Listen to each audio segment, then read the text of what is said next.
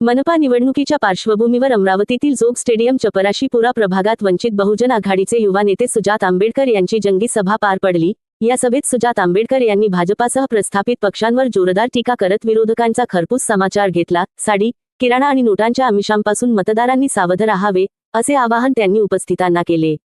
प्रस्थापित पक्षांनी पैसेवाले गुंडांना उमेदवारी दिली, मात्र वंचित बहुजन आघाडीने अन्यायग्रस्त आणि डावललेल्या कार्यकर्त्यांना संधी दिल्याचे त्यांनी ठामपणे सांगितले।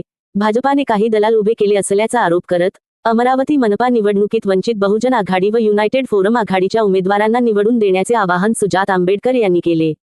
यावेळी सुजात आंबेडकर यांनी सोमनाथ सूर्यवंशी यांच्या घटनेचा तपशील स्पष्ट करून सत्ताधारी पक्षावर जोरदार टीका केली। संग्राम जगताप यांचे व्हिडिओ पहा, मुस्लिम विरोधात संभाषणाचे व्हिडिओ आहे, जगताप राष्ट्रवादी पक्षाचा आहे असेही सुजात आंबेडकर यांनी स्पष्ट केले। प्रभाग क्रमांक 8 मधील शोभा शिंदे, वंदना कंगाले आणि मोहम्मद साबिर यांना विजयी करण्याचे आवाहन त्यांनी यावेळी केले।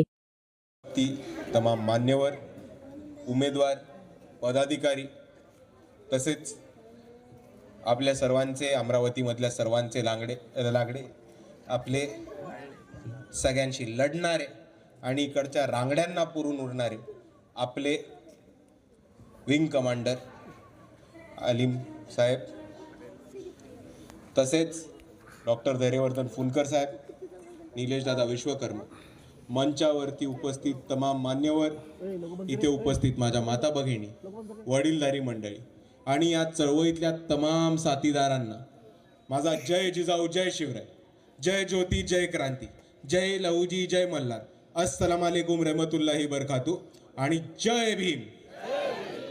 मित्रांनो, येणाऱ्या 15 तारखेला आपल्या सर्वांसाठी एक महत्त्वाची निवडणूक आली आणि ही निवडणूक ह्याच्यासाठी महत्त्वाची आहे कारण आपल्या शहरामधल्या, आपल्या वस्तीमधल्या, आपल्या बस्तीमधल्या, आपल्या मोहल्ल्यामधल्या, आपल्या गल्लीमधल्या, आपल्या वाडीमधल्या ज्या ज्या समस्या आहेत, ज्या ज्या अडीअडचणी आहेत, त्या अडीअडचणी दूर करून त्याच्यावरती मात करण्यासाठी आणि त्याच्यावरती एक पर्याय काढण्यासाठी आपण आज इथे जमलेलो आहोत। आणि म्हणून मी आपल्या सर्वांना एवढंच सांगू इच्छितो की येणाऱ्या 15 तारखेला जी महानगरपालिकेची निवडणूक आहे, ती निवडणूक आपल्या वस्तीचा, आपल्या बस्तीचा, आपल्या गल्लीचा, आपल्या मोहल्ल्याचा विकास करण्यासाठी आणि आपल्या एरियामध्ये असलेल्या करण्यासाठी आपल्या सर्वांसाठी या निवडणुका अतिशय महत्त्वाच्या।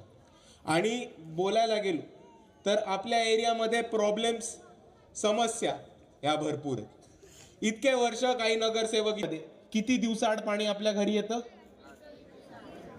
किती दिवसाआड? 3 दिवसाआड। आणि म्हणून मी आपल्या सर्वांना इथे राहून एवढंच आवाहन करतो की जर वंचित बहुजन आघाडी सत्तेमध्ये निवडून आली तर प्रत्येक माणसाच्या घराला नळ आणि त्या नळाला पिण्याचा दररोज मिळायला स्वच्छ पाणी हे देण्याचं काम वंचित बहुजन आघाडी आपल्या एरियामध्ये नक्कीच करेल। दुसऱ्या बाजूला इथे एक मोठा मुद्दा येतो की बऱ्याचशा लोकांना अजून PR-चं कार्ड मिळालेलं नाही आणि मी आपल्या सर्वांना हे आश्वासन देतो की वंचित बहुजन आघाडीचे नगरसेवक निवडून आल्यानंतर किंवा निवडून नाही आले तरी सर्वात पहिले जे काम करणारे ते म्हणजे आपल्या एरियामध्ये प्रत्येक माणसाला PR कार्ड द्यायचं काम हे वंचित बहुजन आघाडी महानगरपालिकेच्या मार्फत नक्कीच करेल। जर निवडून आलो नाही तरी आपल्या सर्वांना आश्वासन आहे की ह्याच ठिकाणी वंचित बहुजन आघाडीच्या माध्यमातून एक कॅम्प लावून त्या कॅम्पमध्ये सगळ्यांचं रजिस्ट्रेशन करून ते रजिस्ट्रेशनची डायरी महानगरपालिकेमध्ये घेऊन जाऊन भांडून, लढून, आंदोलन करून, संघर्ष करून का होईना पण प्रत्येक माणसाला PR कार्ड देण्याचं काम हे वंचित बहुजन आघाडी नक्की करणार आहे। आजही बघितलं तर 4 पट आपला टॅक्स हा वाढवला गेलेला आहे, मालमत्ताचा टॅक्स वाढवला गेलेला आहे आणि मी आपल्या सर्वांना ही गवाही देतो की वंचित बहुजन आघाडी सत्तेमध्ये आली तर ह्या टॅक्स कमी करण्याचं काम आणि मालमत्ताचा दर कमी करण्याचं काम हे वंचित बहुजन आघाडी निश्चितपणे करणार आहे। आणि मित्रांनो, हेच बोलत असताना मला आपल्या लोकांना अजून 1-2 गोष्टी सांगायच्या। ते हे की आज वंचित बहुजन आघाडी मैदानामध्ये उतरलेली आहे, पूर्ण ताकदीने उतरली आहे। नुसते एकटे नाही उतरलेत तर युती करून URF बरोबर पूर्ण ताकदीने वंचित बहुजन आघाडी आज मैदानामध्ये उतरलेली आहे। आणि ह्या परिस्थितीमध्ये इकडच्या प्रस्थापितांनी तिकीट वाटप करताना एक खूप मोठी चूक केली. पैसेवाल्यांना, सत्ताधाऱ्यांना, प्रस्थापितांना, गुंड्यांना ह्यांनाच तिकीटं वाटण्याचं काम केलं. पण वंचित बहुजन आघाडीमध्ये असा प्रकार होतो. वंचित बहुजन आघाडीचं तिकीट हे तळागाळातल्या कार्यकर्त्यांना गेलं. या पक्षामध्ये वंचितांचं तिकीट आणि वंचित बहुजन आघाडीचं तिकीट हे पैशावरती मिळत नाही, हे कार्यकर्त्याला संघर्षावरती मिळतं. आणि हा पायंडा अमरावतीमध्ये उभा केलाय. आणि एवढंच नाही तर इतर पक्षांमध्ये जे इतके वर्ष काम करत होते, इतर पक्षांमध्ये इतके वर्ष ज्यांनी मेहनत घेतली, ज्यांनी काम केलं, त्या पक्षासाठी मेहनत घेतली, त्या पक्षामधल्या मेहनत करणाऱ्या वंचित समाजातनं आलेल्या, ते बहुजन असो, दलित असो, मुसलमान असो, बौद्ध असो, त्या लोकांचं पण तिकीट कापलं होतं. त्या लोकांना सुद्धा न्याय देऊन, तिकीट देऊन वंचितनी उभं करण्याचं काम या अमरावतीमध्ये या निवडणुकीमध्ये केलेलं आहे. आणि म्हणून अमरावतीमधल्या मुसलमान बांधवांचं आणि बौद्ध बांधवांचं ठरलंय की आपलं मत फक्त गॅस सिलेंडरला, आपलं मत हे फक्त वंचित बहुजन आघाडीला. आणि मित्रांनो, दुसऱ्या बाजूला एक गोष्ट समजून, वंचित बरोबर आलिम भैयांसारखे, विंग कमांडर आलिम सरांसारखे आणि तसेच URF सारखे कार्यकर्ते जेव्हा जॉईन होतात तेव्हा एक मोठी ताकद निर्माण होते. आणि ह्या ताकदीमुळे इकडच्या प्रस्थापितांच्या डोळ्यामध्ये धास्ती भरते. हे आपण सर्वांनी समजून घेतलं पाहिजे. आणि त्याच्यामध्ये खूप मोठ्या प्रमाणावरती त्यांनी अफवा पसरायचं चालू केलेलं आहे, चुकीची माहिती देण्याचा प्रयत्न केलाय. आणि जिथे चुकीची माहिती आणि अफवा पसरत नाहीत तिथे धमकी देण्याचा सुद्धा प्रकार केलेला आहे. आणि जे धमकी देऊन वंचितच्या उमेदवारांना बसवण्याचं काम करतात त्या सगळ्यांना माझा एक संदेश आहे की तुम्ही एकदा धमकी दिली, एकदा दबाव तंत्र वापरून बघितलं, वंचितचा कोणताही उमेदवार दबला नाही, बसला नाही, घाबरला नाही. पण ह्याच्यानंतर जर तुम्ही दबाव तंत्र वापरलं तर वंचितचे कार्यकर्ते तुमच्या घरी घुसून तुम्हाला ठोकून काढल्याशिवाय राहणार नाही. हा तुम्ही गोष्ट समजून घ्या.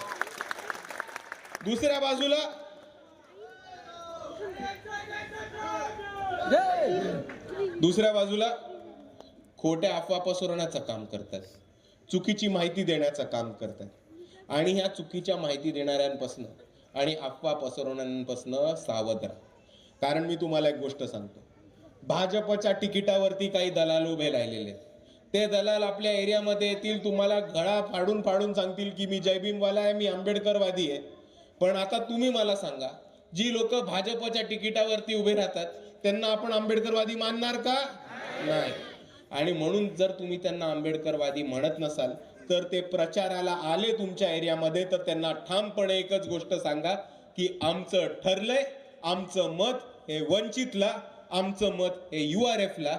आमच्या एरियामध्ये वेळ वाया नका घालू, नाहीतर आम्ही तुम्हाला परत पाठवून देऊ. ही भूमिका आपल्याला आता निवडणुकीच्या काळामध्ये घ्यायची. आणि हेच बोलत असताना एक अजून गोष्ट मला आपल्याला सांगायची की इकडे येताना मी बघितलं की अजितदादांची राष्ट्रवादी पण खूप मोठ्या प्रमाणात उभी. और मैं ये मेरे मुसलमान भाइयों से कहना चाहता हूँ कि अजीत दादा की राष्ट्रवादी खड़ी है और अजीत दादा के राष्ट्रवादी के टिकटों पे से बहुत सारे जगह पे मुसलमान उम्मीदवार खड़े हैं. लेकिन भाइयों, अजीत दादा किसके साथ है ये भूल मत जाना. अजीत दादा किसके साथ है? भाजपा के साथ. जोर से बोलो, अजीत दादा किसके साथ है? भाजपा के साथ. और दूसरी तरफ मैं मेरे मुसलमान भाइयों से एक चीज पूछना चाहता हूं कि पिछले 1 साल में एक भाजपा का आइटम निकला है और वो हर जगह जाके, मतलब भाजपा का नहीं, भाजपा की युति का है, वो हर जगह जाके गाली गलौज कर रहा है, मुसलमानों के खिलाफ बात कर रहा है, भड़काऊ भाषण कर रहा है, हेट स्पीचेस दे रहा है. आप उनका नाम जानते हो? संग्राम जगताप. सुना है उनका नाम? सुना क्या उनका नाम? जगह जगह पे जाते हैं, मुसलमानों के खिलाफ गाली देते हैं, मोहम्मद पैगंबर के खिलाफ गलत चीजें बोलते हैं, कुरान के खिलाफ, इस्लाम के खिलाफ गलत चीजें बोलते हैं. दिवाली के वक्त में उन्होंने एक ये निकाला था कि मुसलमानों के साथ धंधा मत करना. उसके बाद उन्होंने और एक चीज निकाली थी कि जहां जहां मुसलमान बड़ी संख्या में रहते हैं वहां वहां जाके चेक करना कि यहाँ पे बांग्लादेशी घुसे या नहीं. आप जाके संग्राम जगताप के वीडियोस देखना और आपको पता चलेगा किस तरह की जाहिल भाषण करते हैं वो। और संग्राम जगताप कौन से पार्टी से है, ये कोई बता सकता है? कौन सी पार्टी से? राष्ट्रवादी कांग्रेस से। तो अगर आपके एरिया में कोई भी मुसलमान राष्ट्रवादी के लिए वोट मांगने आया तो उनको सिर्फ और सिर्फ संग्राम जगताप का वीडियो दिखाना और उनको पूछना क्या आप इस चीज का समर्थन करते हो और क्या आप इनके साथ इस्लाम के खिलाफ खड़े हो। आणि म्हणून मला आपल्या सर्वांना एवढंच सांगायचं की ह्या निवडणुकीमध्ये आपल्यामधले तळागाळातले उमेदवार, मेहनत करणारे उमेदवार, आपल्या सर्वांसाठी लढणारे उमेदवार आणि एका हाकेवरती आपल्यासाठी उभे राहणारे उमेदवार आले। या परिस्थितीमध्ये जी लोक आपल्यासाठी धावतात, जी लोक आपल्यासाठी लढतात आणि जी लोक आपल्यासाठी उभी राहतात त्यांना आपण मतदान करणार की नाही करणार? नक्की करणार का? कारण एक सोपी गोष्ट समजून घ्या, आज हे लोक नगरसेवक नाही, आज ही लोक आमदार खासदार नाहीत, तरी ते लढतायत कोणासाठी? तुमच्यासाठी। आणि जर हे उद्या निवडून आले तर ही लोक तुमच्या आयुष्याचं सोनं करण्यासाठी स्वतःच्या जीवाचं रान करतील, हे आश्वासन त्यांच्या वतीने आपल्या सर्वांना इथे उभं राहून देऊन इच्छितो। आणि तेच बोलत असताना मला एक अजून गोष्ट बोलायची, मला बोलायला आवडत नाही पण अमरावतीमध्ये आल्यानंतर ह्या विषयावर बोलायला लागतं, ते म्हणजे आपल्या इकडे निवडणूक आली की खूप मोठ्या प्रमाणात गोष्टी वाटल्या जातात। काय वाटलं जातं? पैसा। अजून काय वाटलं जातं? बाटली। अजून काय वाटलं जातं? बघा काळ्या पिशवीत येतं काहीतरी, बघा काय येतं? मटन। काळ्या पिशवीत किराणा थोडी येतो, किराणा रवी राणाकडनं येतो। पण हेच साडी, किराणा, रवी राणा ह्या सगळ्यापासून दारू, बाटली, बटन, पाकिट या पासून आपण सर्वांनी सावध राहिलं पाहिजे। कारण तुम्हाला बोलत असताना अजून एक गोष्ट सांगतो, आत्ताच आपण सोमनाथ सूर्यवंशींचा उल्लेख केला, पण सोमनाथ सूर्यवंशींना न्याय मिळवून देण्यामध्ये आणि सोमनाथ सूर्यवंशीच्या लढ्यामध्ये जर बाळासाहेब आंबेडकर आणि वंचित बहुजन आघाडीच्या कार्यकर्त्यांपेक्षा एका व्यक्तीचा खूप मोठा वाटा आहे आणि त्यांचं खूप मोठं योगदान आणि श्रेय सोमनाथ सूर्यवंशींना न्याय मिळवून देण्यासाठी। तुम्हाला त्यांचं नाव माहितीये का? विजयाबाई सूर्यवंशी, सोमनाथ सूर्यवंशीच्या आई। जेव्हा बाळासाहेब आंबेडकर हे दिल्लीमध्ये कोर्टामध्ये लढत होते तेव्हा सोमनाथ सूर्यवंशींच्या घरी बीजेपीची लोक हे 1,50,00,000 रुपये घेऊन गेलेले। किती? आपल्यापैकी कोणी बघितलेत 1,50,00,000 एका वेळेस? सोमनाथ सूर्यवंशींच्या आईनी पण नव्हते बघितले। त्या तर वडार समाजात येतात, आपल्या एरियामध्ये जी लोक राहतात त्यांच्यावर बरीच बिकट त्यांची घरची परिस्थिती। पण तुम्हाला माहित आहे सोमनाथ सूर्यवंशींच्या आईनी काय केलं? बीजेपी वाल्यांच्या तोंडावरती ते 1,50,00,000 फेकून मारले आणि त्यांचं म्हणणं होतं की तुमच्या जातीवादामुळे, तुमच्या मनुवादामुळे आज माझा मुलगा गेलाय, तुमचे पैसे घेऊन माझा मुलगा परत येणार नाही, पण मला बाळासाहेब आंबेडकरांवरती विश्वास आहे आणि बाळासाहेब आंबेडकरच माझ्या मुलाला न्याय देऊ शकतात। त्या भूमिकेत येऊन विजयाबाई सूर्यवंशींनी एवढ्या मोठ्या रकमेला लाथ मारली होती। आता तुम्ही विचार करा, या बाईंनी, वडार समाजामधून येणाऱ्या एका अतिशय गरीब बाई जर स्वतःच्या मुलाला न्याय मिळवून देण्यासाठी आणि बाबासाहेबांच्या जो पुतळ्याचा विटंबना झाली होती, संविधानाची जी प्रत फोडण्यात आली होती, त्याच्या विरोधात जर त्या 1,50,00,000 रुपयाला जर नकार देऊ शकतात तर मला एक गोष्ट सांगा, आपण 50, 500, 5,000, 1,000 साठी विकणार आहोत का? नाही ना? मग आता पुढच्या वेळेस सांगा सर्वांना की आमचं ठरलंय, यावेळेस वंचित बहुजन आघाडीचं अमरावतीमध्ये खातं खोलणार। वंचित बहुजन आघाडीची निशाणी आपल्या सर्वांना माहिती आहे? मला ऐकून आहेत, मोठ्याने म्हणा। काय बोलला? Gas cylinder. तसंच वंचित बहुजन आघाडीकडनं शिंदेताई, गंगा